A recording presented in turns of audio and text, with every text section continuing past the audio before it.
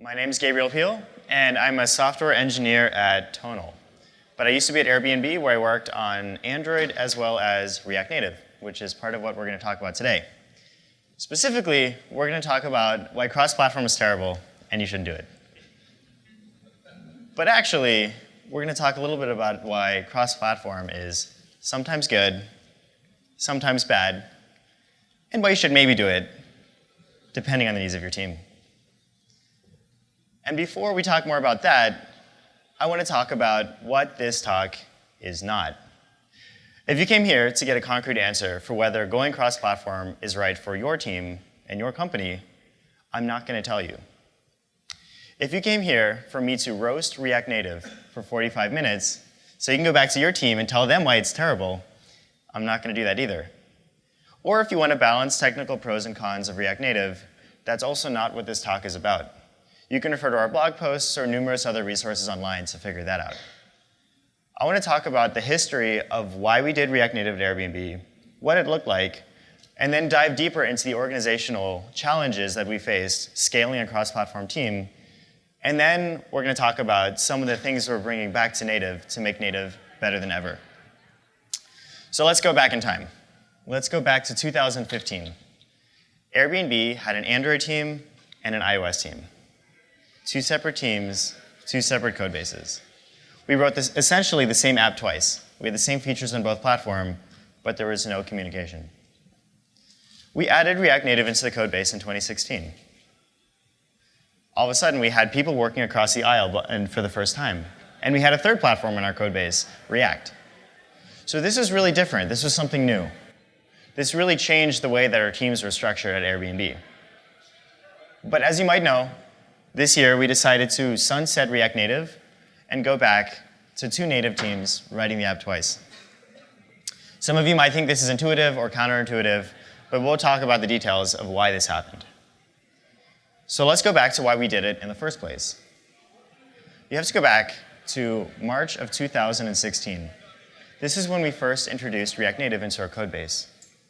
It was a really interesting time for Airbnb because mobile was becoming an increasingly large part of the business. And we were getting more and more pressure to be mobile first and to make sure we at least had feature parity for everything we had on web. In addition, mobile is uniquely powerful for travelers who are on the road and hosts who want to be responsive to their guests wherever they are. However, we had a huge lack of mobile resources to actually deliver what we wanted to do. In fact, we used to have one small Android team and one iOS team. But in order to become more mobile first, we split that team up so that each team was empowered to work on their platform full stack. The mobile engineering resources were split across the feature teams across the company. Unfortunately, this left entire teams with no mobile resources at all, and we couldn't hire fast enough to actually fill the deficit. At the same time, we had completed our conversion of our website to React. We had probably 10 times the number of engineers at Airbnb who knew React versus Android and iOS. So we simply didn't have enough resources to do what we needed to do. Two of our engineers, Leland Richardson and Spike Brem, saw this as an opportunity because recently Facebook had come out with React Native. React Native allowed you to use React proper on mobile to ship on Android, iOS, and web with the same framework. For the first time, we could tap into some of these resources that we had to help fill that mobile deficit. So they decided to do a pilot. In a couple months, they picked reservation alterations. This was a feature that didn't yet exist on mobile. So getting it out the door was purely a win. And in just a few months, they were actually able to do it. Just getting from 0 to 1 proved a lot of things, though. They had to integrate it into Android and iOS code bases. They had to rebuild experimentation, internationalization, our design language, navigation, and many other core architectural components that are necessary just to get a basic feature working. And it worked. Now, at the same time, we were starting to scale up an entirely new team, a really large team, in fact, and that was experiences. Experiences is the first major product vertical that Airbnb launched since Homes when the company launched in 2008. They had the same challenges that a lot of our other teams had, in that they literally didn't have enough resources to build what they needed to build. So they also chose to use React Native. And in November of that year, they launched it. Now, it was a hard process. We had to build more infrastructure. We had to build basically more of everything. There were a lot of long nights. It wasn't a totally seamless process, but it worked. In fact, it's very possible that if they had tried to do it in native, they wouldn't have been able to launch on time.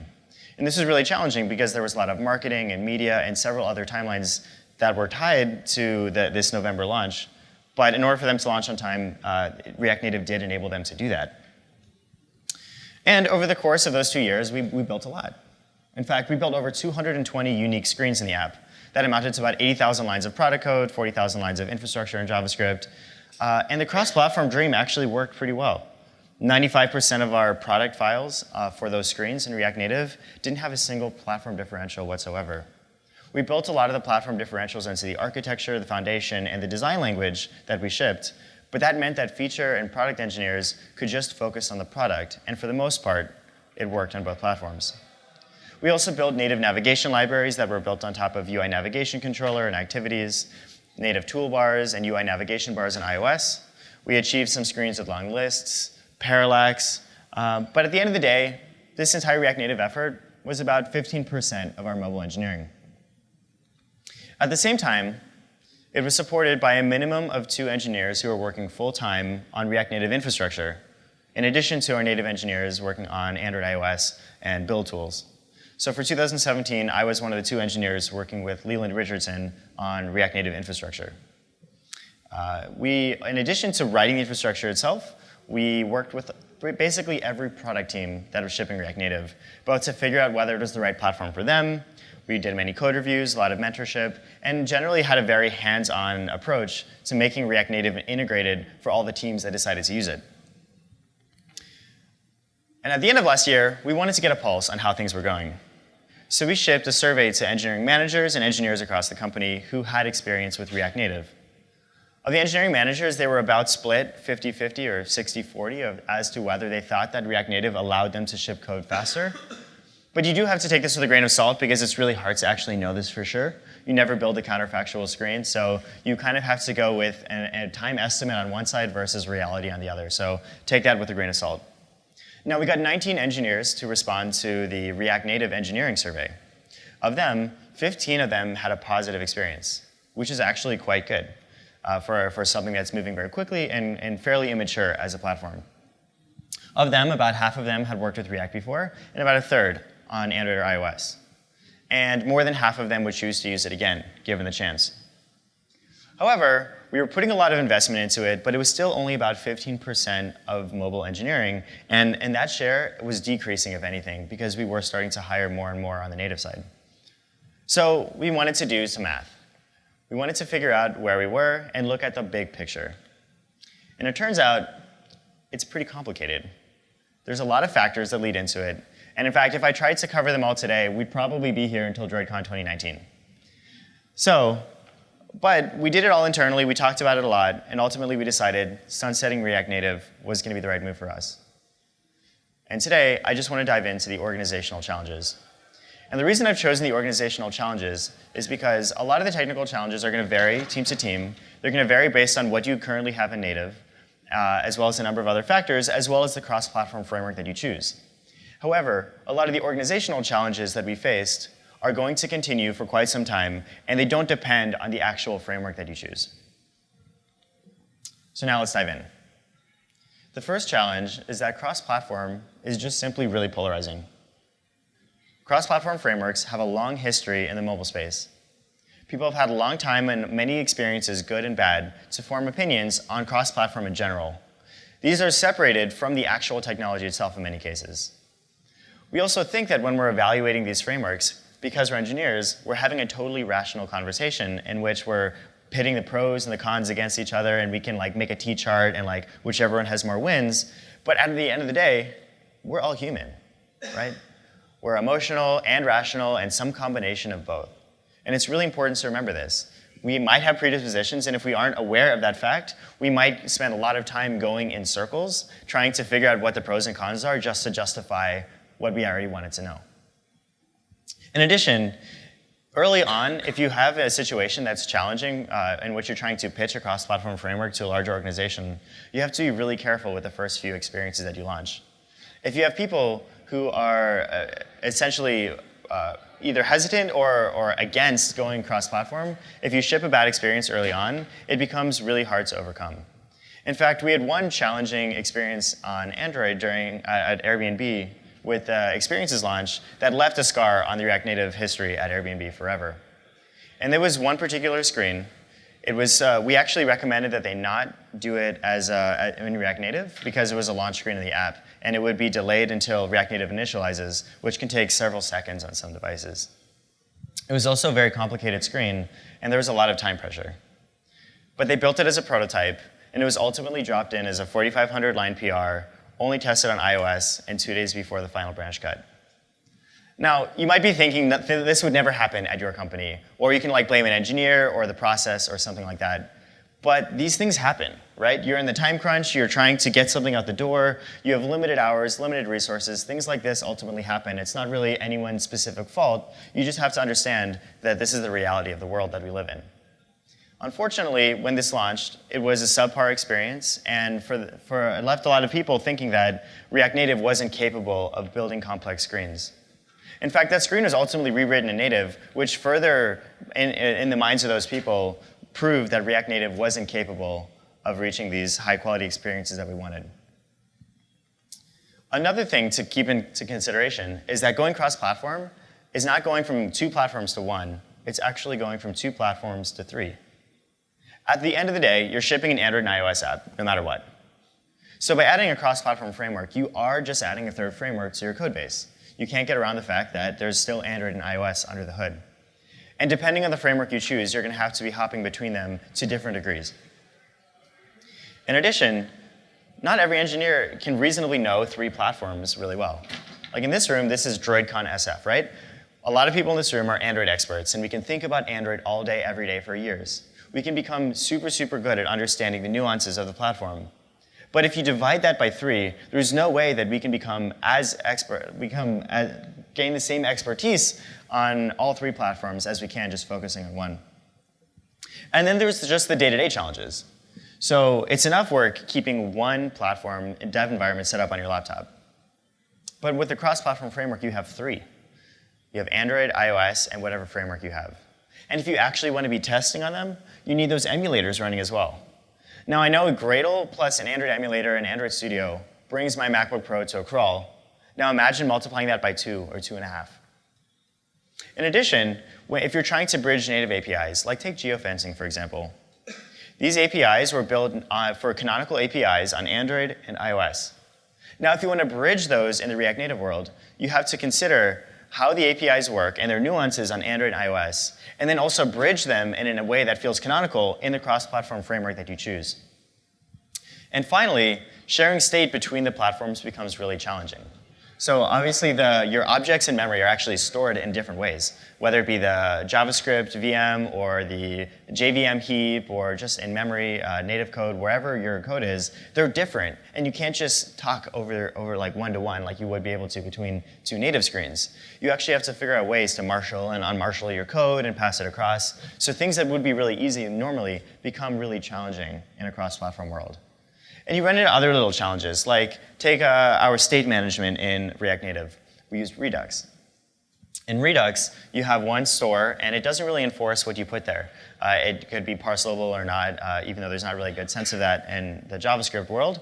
You could put callbacks or other kind of stateful things in Redux if you choose. Now, sometimes Android will kill your process in the background. It'll ask you to store some of your state in a bundle, and then it'll give that back to you in a new process.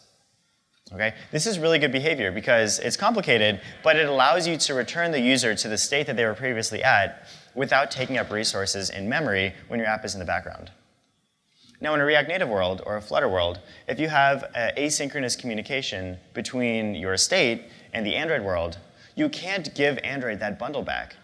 In fact, even if you could give it back synchronously, you don't know how to serialize a Redux store into a bundle. It's not really possible. And so at the end of the day, we actually had to put in some safeguards in the React Native world to just finish all activities that were in React Native if we detected that it was restarted in a new process.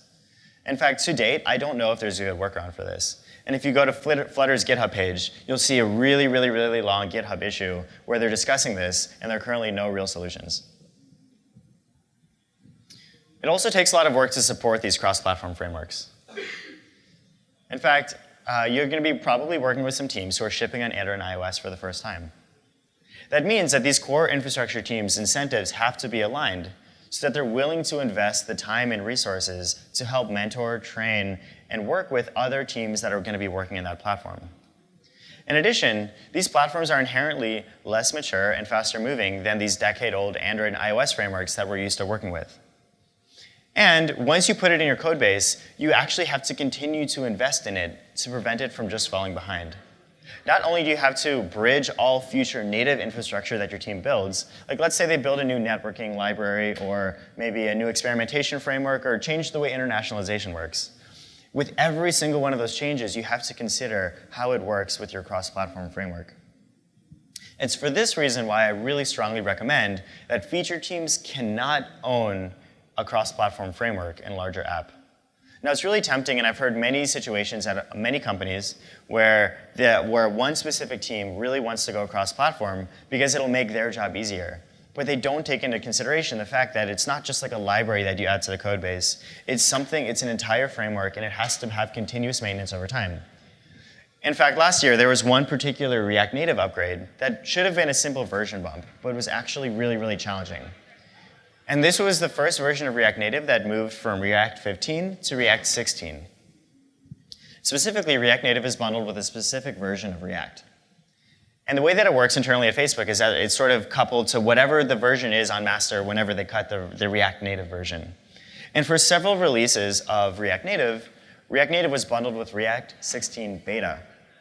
Now, going beta by itself wasn't really a problem because it was stable enough for Facebook to use on facebook.com. The problem was with our third-party libraries. Most of React Web hadn't yet upgraded to React 16 because it was still in beta. Not just for stability reasons, but just because it's a policy of they only use stable versions. And in your package.json for NPM libraries, you use semver version matching to figure out what versions of React your library is compatible with. Now, React 16 beta is React 16-beta. That explicitly is not matched by the vast majority of third-party packages on NPM. And most of the time, that's on purpose. Now, in this case, in order to upgrade to React Native with React 16 beta, we had to then go and figure out every single one of our dependencies, because most of them were just React Web dependencies, which is, in fact, one of the good things about React Native, but turned out to be a major challenge here. Now, I know Facebook doesn't want to do this again or whatnot, but you are going to encounter these challenges, where imagine if a feature team owned this. It took our infrastructure team over a month to get this upgrade sorted out. And this would be a real burden in a situation where you now have to take that out of your feature development. Testing is also really challenging with cross-platform frameworks. It's a lot of work to properly smoke test everything on one platform, let alone 2 or 3. And when something does go wrong, it can be really challenging to figure out why. In the Android world, we probably have it the best. Our OS is open source. We can step through everything, we can put a breakpoint in one place, and we can probably follow it entirely through to where we want it to go. There's more or less like one main thread, one code path, one language, one dev environment, but it becomes really challenging. Imagine you had a janky view with React Native. You don't know whether that problem is on the React reconciler side. Maybe you didn't implement should component update properly.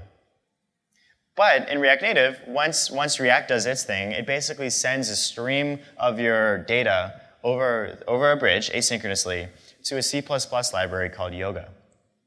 Yoga is a C++ layout library that takes Flexbox as inputs, and it spits out sort of like view commands that can be then used on Android or iOS to render native view hierarchies.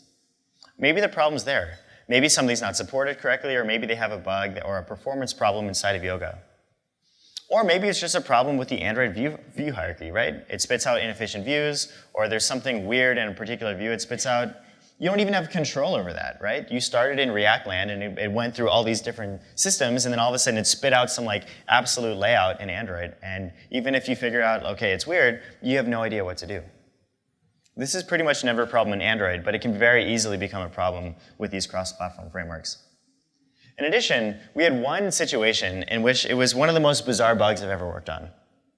We had an issue where on certain devices, including high-end and usually stable devices like a Pixel, React Native screens would randomly start rendering just white.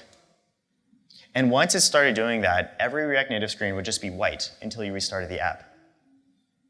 Now, from the React Native side, everything looked fine. Our components were rendering in React. The React Native root view was mounting correctly, and all the state looked like it was correct from what we could tell. In fact, we had several engineers spend several days to try to track this down, and we couldn't figure it out. And this is really challenging because we have a weekly release cycle, and we knew that if we didn't figure this out by the release, it would hold up the entire company's releases. So we actually reverted to a git bisect.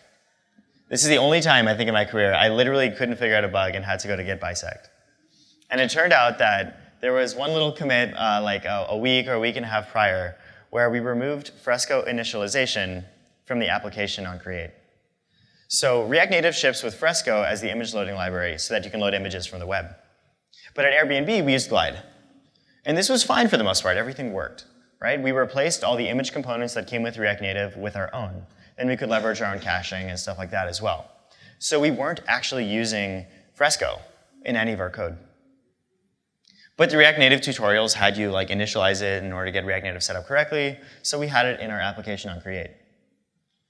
It turned out that for some reason, removing Fresco initialization randomly caused some phones to render white on React Native for the duration of an app.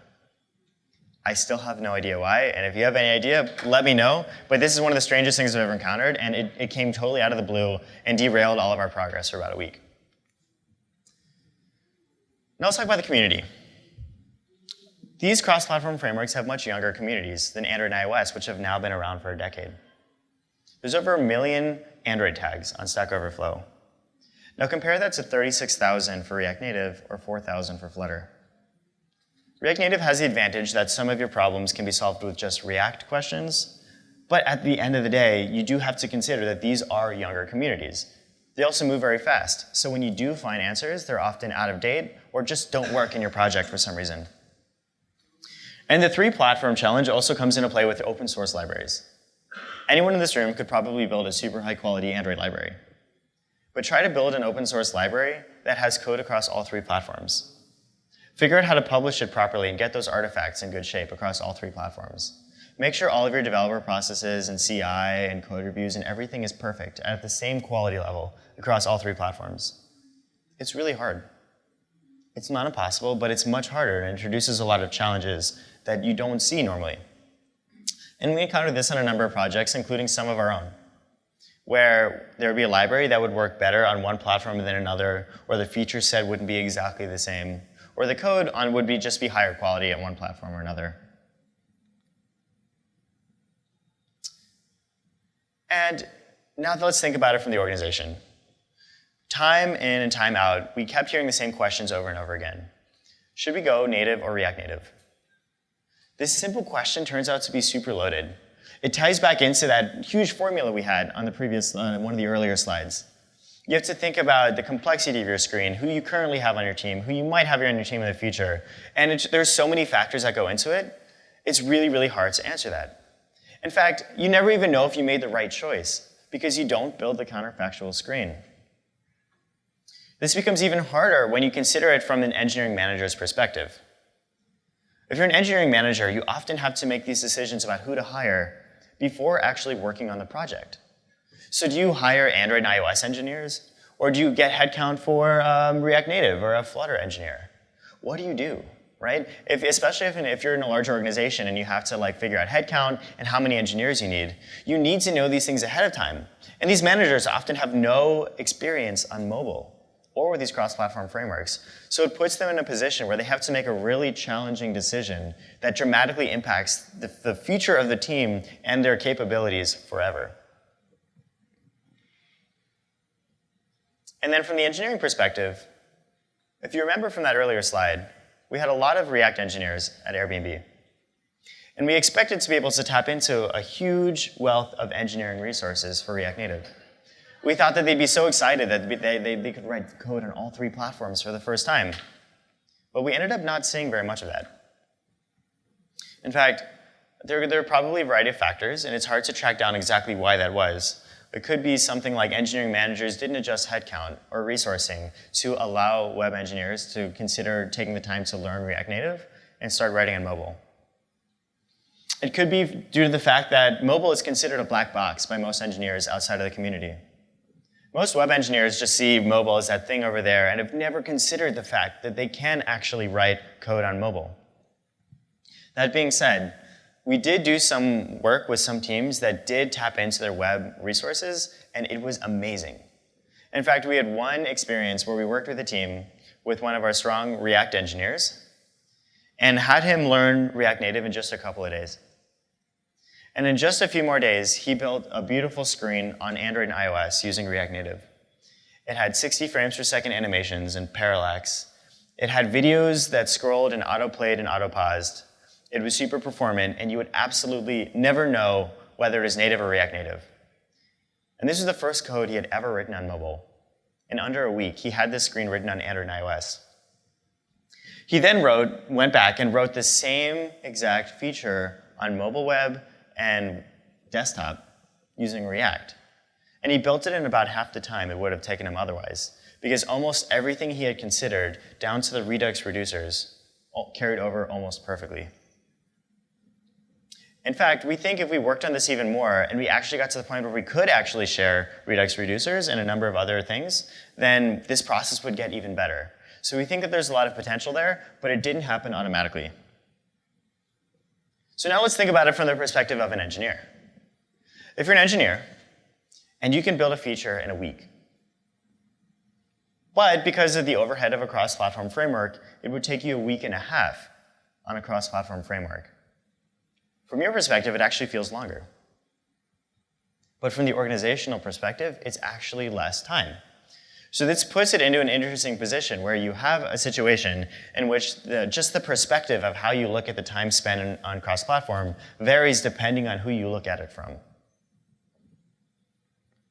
And finally, one thing we didn't realize until pretty late is that going cross-platform can have a big impact on hiring. Now, we talked about using React Native fairly openly in the community. However, some people took that to mean that Airbnb was 100% cross-platform. I talked to a number of engineers who didn't consider working at Airbnb purely because they thought we were a React Native shop.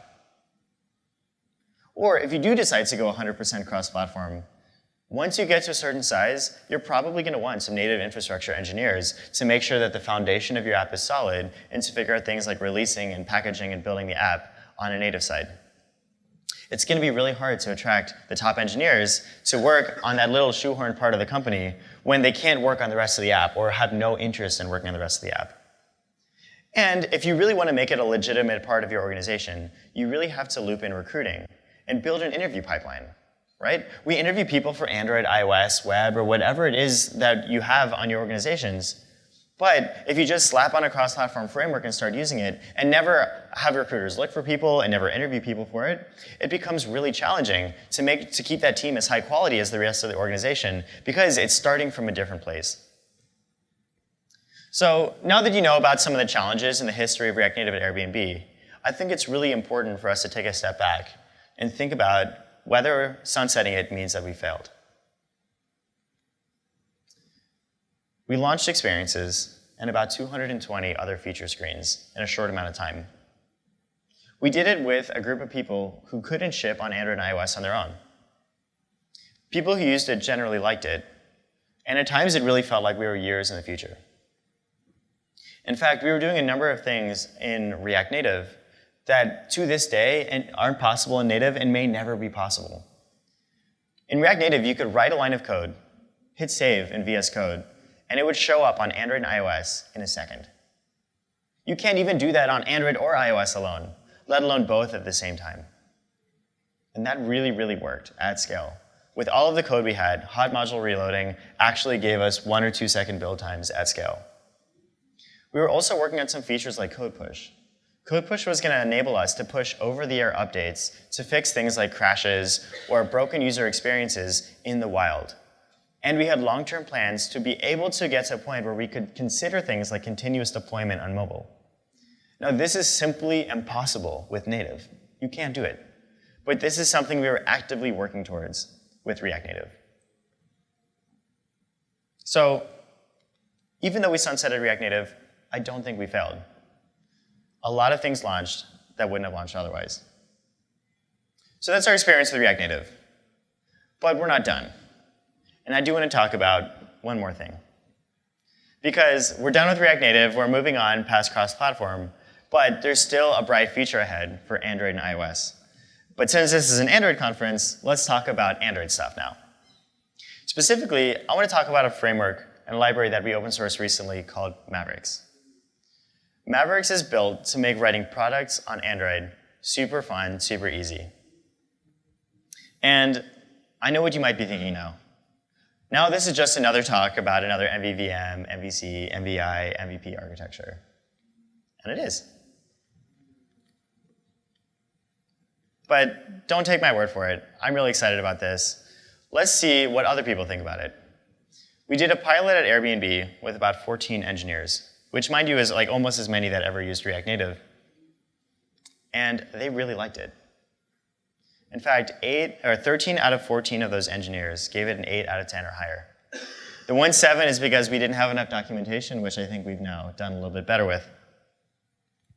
And if you look at the pilot, here's a graph of the number of screens built with Mavericks over time. This is all 2018, by the way. So it started in about April. And we started with these 14 engineers who started to build screens with React Native. It grew steadily over time because once they started to use Mavericks, they continued to use it for all new screens. And then it was around this July, early August timeframe in which we opened it up to the rest of the organization at Airbnb. And now its growth looks like that. Pretty much 100% of new features and screens use Mavericks. Everything from a simple hello world to the most complicated screens at Airbnb are now using it because it simplifies everything from simple screens to the most complex screens. So let's walk through it. We're going to build this hello world screen. But I want you to take note, we're building hello world because it fits on a slide, not because it only demos well for hello world. We actually use Mavericks for really complicated screens with pagination and preloading and caching and gestures and everything you can imagine. It works for simple screens and it works for complex screens. But it also pairs really well with another library that we open sourced about 2 years ago called Epoxy. Epoxy, it actually over time has evolved to become sort of React-like in its model. It's built on top of a recycler view, and it helps you take a custom view to build an epoxy model, which is then diffed, and I'll explain that in a second, and then only the changes are dispatched to the screen. So let's take a look at what this screen would look like with just epoxy. That's it. That's the whole screen. You see we have a header, and the header has a title called Hello World. You can go to Airbnb's code base, and you can write these lines of code and actually get a screen that looks like that. But this looks kind of like magic, so let's actually break it down. Let's look at where this header comes from. Fragment, build models, custom view. So here we have a custom view called header. You'll see we annotate header with an annotation called model view. Model view basically tells Epoxy that this custom view should be kind of like a component. If you're familiar with React, it's just like a React component. It will then use this to generate that header builder you see on the left. We can then annotate properties or setters on that custom view, like title here, and that's where title comes from on the left. That's really all there is to it. And with this custom annotation here, text prop, it'll actually generate the Android overloads so that you can use a char sequence or a string resource in your property. Let's make it a little more complex. Let's add Mavericks, because while that epoxy alone is great for static screens, at the end of the day, our screens are stateful for the most part. And that's where Mavericks comes in. So you'll see we're going to start here with a state class. This is enforced to be an immutable Kotlin data class. It has one property called title, which we set to hello world, and it extends Maverick state. We then have a view model. This view model extends the Android architecture components view model and is generic on the state class that you provided. This is really key because it means that the view model, instead of a bunch of live data properties, You just have one single state that you can observe for the view model. One place to go for everything. When one thing updates, you update your UI. And then we pass in the initial state. Initial state is quite interesting here because, as we mentioned in one of my earlier slides, Android can kill your process in the background and restore you in a new one. Now, Mavericks understands that Android does this. When Android kills your process and gives you a bundle, it will actually parcel persisted fields from your Maverick state, and then it will restore them as the initial state when you request that view model in a new process. So you no longer have to consider this case. And here, we have a function called getExcited. This is similar to setState in React. We call setState, and we pass it what's called a reducer. A reducer passes the current state, or the this inside of that reducer is the current state. Copy is the copy function from a Kotlin data class, because the this is the current state, and then it returns the new one. So this will update the state by adding an exclamation point to the title. Now, one thing to note here is that Mavericks has a threading model built in implicitly. It doesn't really expose it, so you don't have to think about it, but there's a single background reducer thread. So this setState is actually going to be run on a background thread, so if there's any sort of computations or anything like that, you don't have to worry about it blocking your main thread. And you're just observing the state, so you don't really have to worry about when things happen. You're just going to react to it whenever it runs. Now we have a fragment. We've chosen to use fragments because at Airbnb we use fragments. Google's reinvesting fragments. And although they have a long and storied history, they pretty much work, right? People have had problems in the past with fragments, but they've gotten a lot better over time. And again, this reinvestment by Google, AndroidX.fragment artifact, for example, we're really excited about the future of fragments and some of the new things that are going to be built on top of it. And now we have a delegate to get our view model in our fragment. The reason we don't create an instance here is because if you rotate, go through a configuration change, or you come back in a new process, Mavericks handles the restoration of your view model, or even gives you the same instance back across rotations. Or if you were to simply just replace fragment view model with activity view model, it will scope it to your activity. So if you have another fragment in the same activity and you request the same view model, you'll get the same instance back. So it makes it really, really easy to share data across fragments in an activity just by requesting a view model. You no longer have to pass arguments or create a custom activity or some control through the activity. And here we have our same build models function from before. It's kind of like render from React. You'll note here that we wrapped it in a with state here. This gives us the current state of the view model. The reason the syntax is like this is because if you have multiple view models, it's varargs. You can do multiple view models inside of with state, and then it'll give you multiple parameters. And then you can render your view based on multiple state. But let's make it more complicated. Let's pretend like we're getting this title from the server. You'll see that from the state perspective, it's a simple change. We replace string with async string. Async is a Kotlin sealed data class that has 4 subtypes: uninitialized, loading, success, and fail. And it's generic on whatever your success type is. We're going to set it to uninitialized, and then we're going to change our getExcited function. So instead of just adding an exclamation point, we're going to execute a network request. For the sake of this demo, title request.create creates an observable of string. It could be from a database, a network, whatever you want. Now, execute is an extension function built into Mavericks on observable of t. It will then map an observable stream by starting by emitting loading, and then it'll map on next to success and on error to fail. So in one line of code, we now have the entire state of our request, whether it be loading, success, or fail. And you can see now in our build models, instead of calling state.title, we invoke state.title. Invoking async returns nullable of the success type. If it's successful, it'll give you the value. If it's not, it'll return null. This makes it really easy to just write code that works. And here we have, if the title is null, we'll show the loader, and then return. If not, Kotlin will smart cast that title to non-null string, and we can set it as the title of the header. And that's it. Pretty simple. We no longer have to worry about subscribe on. We don't have to worry about unsubscribing, because Mavericks will also dispose of all these disposables and uncleared of the view model. And in your fragment, it's lifecycle aware. So it'll only emit changes when your fragment is started. You'll notice that none of this code has any life cycles because of that lifecycle aware part of it. Almost all of that code that you saw runs off the main thread. Even build models runs off the main thread because in the latest version of Epoxy, build models is async, as well as all the diffing.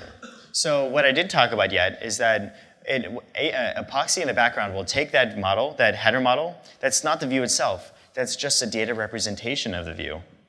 It will then run a differ on all the models that you return from build models, and only dispatch the recycler view changes for the views that actually changed. So you actually get lazy loading, and you get partial updates of the UI. It's also built on top of recycler view, so you get things like animations, preloading, and anything else you want out of recycler view out of the box. It's really easy to incrementally adopt, right? That's why it's taken off at Airbnb. It's a huge code base, but at the end of the day, it's just a fragment. It's just Kotlin. We're not trying to boil the ocean here. We're just trying to make it easy to do what you want to do. It even handles complicated cases like process restoration. And it's used everything from simple static screens to some of the most complex screens in the app. One of our internal projects converted to Mavericks, and it went from 2,400 lines of code to just 600 for the exact same functionality. In addition, we've recreated the Google architecture blueprints to-do app in Mavericks, which is on our open source repo, and is about half the number of lines of code as any of the other implementations, again, with the exact same functionality, same UI, same everything. And so with that, that's Mavericks. Now you know about where we were at Airbnb with cross-platform, we learned about React Native, and we learned about how awesome Android is and how we've taken some of our learnings to make Android even better for the future. So I want to thank you. I'm going to stick around after. We have just a couple minutes left here. We also have lunch, but I'd love to meet all of you later today and at the rest of the conference. So thank you.